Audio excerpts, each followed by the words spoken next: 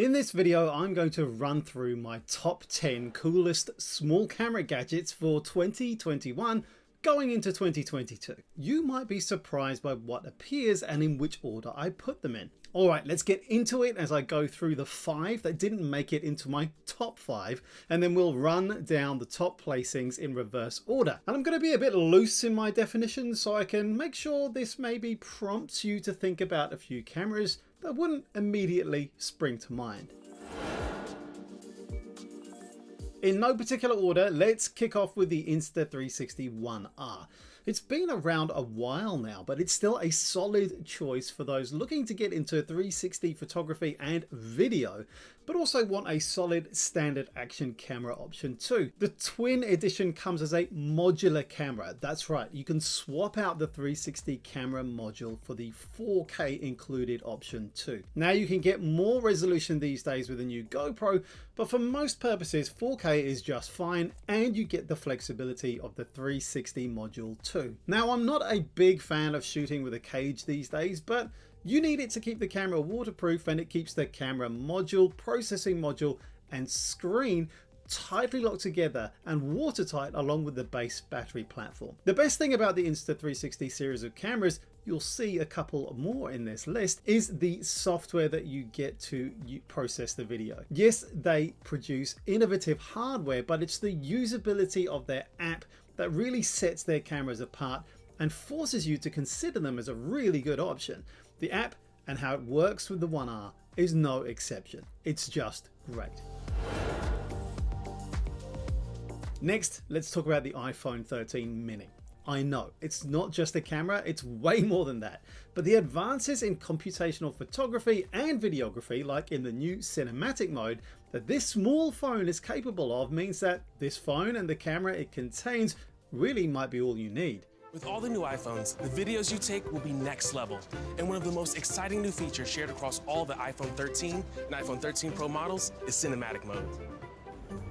I'm pretty sold on the idea. In fact, I'm so into it, I'm getting one. My first small form factor phone since I upgraded from my iPhone 4 to a bigger edition almost a decade ago. Stay tuned to see how I get on with it, and I'll be sharing my tips and tricks too. Next, let's get up in the air. A flying camera is often what you need just to get another angle, a different view, especially for the establishment shots for a great vlog. My first and only drone is this one, the DJI Mini 2. And as a novice drone flyer, I can honestly say it's been a really satisfying and enjoyable experience, even if you live somewhere like I do where drone flying is pretty tightly regulated. Now, a drone is a luxury really, especially if you're on a tight budget, but for more experienced shooters, a travel drone can be a very handy ally, and the best drone for this, in my view, is the tiny DJI Mini 2. It's small, it works well, and even with the Fly More combo with 3 extra batteries, along with the controller, it still packs up small as a package. A word of warning though, the Mini 2 doesn't have subject tracking, so if you're looking for something that will, for example, automatically follow you as you ride your bike, then you'll likely be better off with a drone like the DJI Air 2S. But otherwise, the DJI Mini 2 is a fantastic little companion for your main camera and won't take up too much more room in your backpack. Let's get a little bigger with the next camera, but it's still on the relatively small size. I'm a big fan of Fujifilm cameras, and I still have a very small compact point and shoot, the X-Q1, and the X-T1, which takes interchangeable lenses. I love the film emulations built into the camera for photos, but I've never taken the plunge to upgrade through the X-T series to get a more capable video camera. However, the X-S10 is tempting me. It's arguably the best mirrorless camera at around the $1,000 price point. It's not the cheapest or smallest option on my list. I've got a better compact option in my top 5. But in terms of quality and bang for your buck, it's probably my current top desire for video creation. It shoots uncropped 4K 30p video. It has in-body image stabilization to smooth out any handheld jitters, which is just amazing at this price point. And it also has a vari-angle screen that flips around to face you. The X-S10 is also packed with other useful features such as full HD recording at 240 frames per second and F-Log recording if you want to color grade. It's a significant step up and it remains small-ish and affordable too. To round out my first 5 cameras, let's continue with the theme of stabilization and talk about the DJI Pocket 2. I'm a big fan of the original Pocket, which you can still get as a cheaper alternative, but the DJI Pocket 2 brings a new, larger sensor, a brighter lens, improved microphones, and a wider field of view, which means you don't have to hold it out at arm's length when talking to the camera. It's still not great in low light, but it's a nice upgrade on using your phone in a gimbal, and the improved 4-mic setup means you get some very decent sound quality to match. Don't forget about audio for all these cameras. Alright, let's move into my top 5, and just a note that I put affiliate links for all these cameras in the video description in case you feel like checking them out. Ordering through my affiliate link also helps me and my channel out, so thanks if you choose to do that. Coming in at number 5, let's talk about the GoPro Hero 10 Black. With the same small sensor, screens and shell as the GoPro Hero 9 Black before it, the Hero 10 Black doesn't seem like much of an upgrade, but it does offer a more refined experience than the 9 with a snappier touchscreen interface and the menu system making it much easier to use, most likely due to the new GP2 processor. This boosts 5K frame rates to 60p for slicker vlogs, while 4K is up to 120 frames per second, unlocking sharper slow-mo footage. Stabilization gets an upgrade too with Hypersmooth 4.0 and horizon leveling on board for supremely steady footage even if you're swaying at angles of 45 degrees. If you're filming in extreme conditions, then the GoPro Hero 10 Black might be a good choice for you.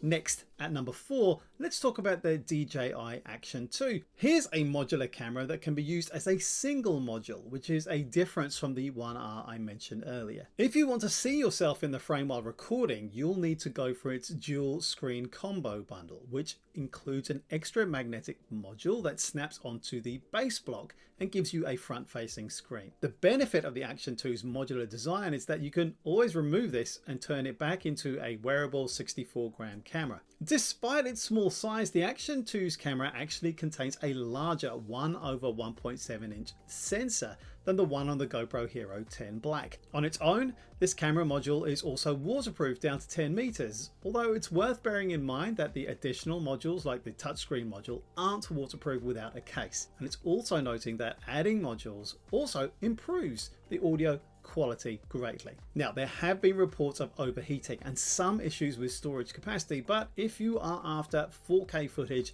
and high quality 4K slow motion too, then this looks like a good option that is small, discreet and versatile. At number 3, I've selected the Insta360 ONE X2. Now, I've been a big fan of the ONE X range from Insta360 for a while now, and the ONE X2 is no exception to this. It's definitely the best action 360 camera out there, with a great option to shoot from one lens with decent resolution using the Insta360 Steadicam option. With its trademark silky smooth flow state stabilization, and now with easier 360 editing with the newly released upgrade, the Snap Wizard editing option, yet again it's the combination of the Insta360 hardware plus the amazing software which gets the ONE X2 a high placing in my list. Alright, we're at number 2 in my list, and if you're a regular viewer, it's one I've not mentioned before, but it's one I actually have here with me right now. I just haven't had much of a chance to use it. It's the Sony Z-V1. By combining all of the best bits of Sony's RX100 series, for example the RX100-7's microphone port and autofocus, plus the RX100 version 5's bright 24-70mm f1.8 to 2.8 lens, the Z-V1 really nails what most people want from a small vlogging camera. Sony's latest real-time tracking and eye autofocus are the best around, and the Z-V1 also has a huge amount of depth for a compact camera, including a built-in ND filter and profiles like S-Log2 for those who want to embrace color grading. And with the capsule microphone up top ensuring great audio for run and gun shooting, this really is an amazing package. The only downsides are that the field of view could be a bit wider, absolutely no weatherproofing whatsoever, a small capacity battery, and the fact that the buttons are very small. It's actually quite uncomfortable to use. So it's a good job it has custom shortcuts available for you to set up. Otherwise, if you're looking for a camera that is great at vlogging but can also take fantastic photos all in a compact package, then the Z-V1 can't currently be beaten. So here we are at the top slot. We are at number 1, and it's taken by the Insta360 Go 64GB edition. Few cameras offer the vlogging portability of the Insta360 Go 2. It really is the most versatile quality small camera available. In fact, it's positively tiny, hitting the scales at a mere, get it out, 26.5 grams. It's capable of capturing detailed and dynamic 1440p footage at up to 50 frames per second. The flow state stabilization holds its own against the best of the competition in its class. There's no display on the camera itself, which may be a deal breaker for some, but the app can be used for a wireless live video preview. And of course, the app adds so much value to just the camera itself. Find out more about the Insta360 Go 2 in my long-term review of it right here. Thanks for watching, and see you back here for the next show soon.